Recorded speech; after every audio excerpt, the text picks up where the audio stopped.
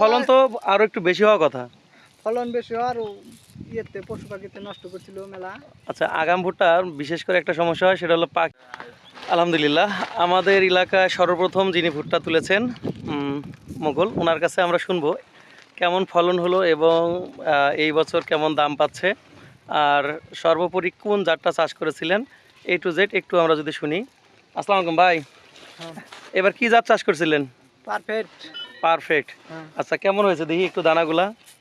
আলহামদুলিল্লাহ মোটামুটি ভালোই। আচ্ছা, ফলনের ক্ষেত্রে কেমন হয়েছে আপনার?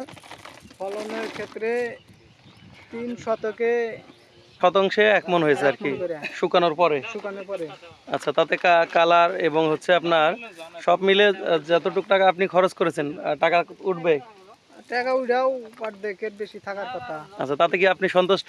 হ্যাঁ, সন্তুষ্ট, কিন্তু আল্লাহ- ফলন তো আরো একটু বেশি হওয়ার কথা। ফলন বেশি হওয়ার ইয়েতে পশু পাখিতে নষ্ট করছিল মেলা। আচ্ছা, আগাম ভুট্টার বিশেষ করে একটা সমস্যা হয়, সেটা হলো পাখির আক্রমণ। আর এই বছর একটু কুত্তার আক্রমণ বেশি হয়ে গেছে, যেটা এর আগে কখনো হয় নাই।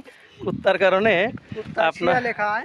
শিয়াল কুত্তা আগাম ভুট্টা চাষ করলে এইটাই সমস্যা। আপনার যারা অতিরিক্ত আগাম চাষ করেন, সেক্ষেত্রে কিন্তু এই সমস্যাটা আপনার হতে পারে। কুত্তা এবং হচ্ছে শিয়াল, আবার পাখি, এই তিনটার আক্রমণ থেকে যদি আপনি জমি রক্ষা করতে পারেন, সেক্ষেত্রে অবশ্যই আপনি কাঙ্ক্ষিত ফলন পাবেন। তবে খারাপ না, যেহেতু আগাম দামও ভালো পাচ্ছে, 1150 টাকার মতো করে দাম পাবে ইনশাল্লাহ।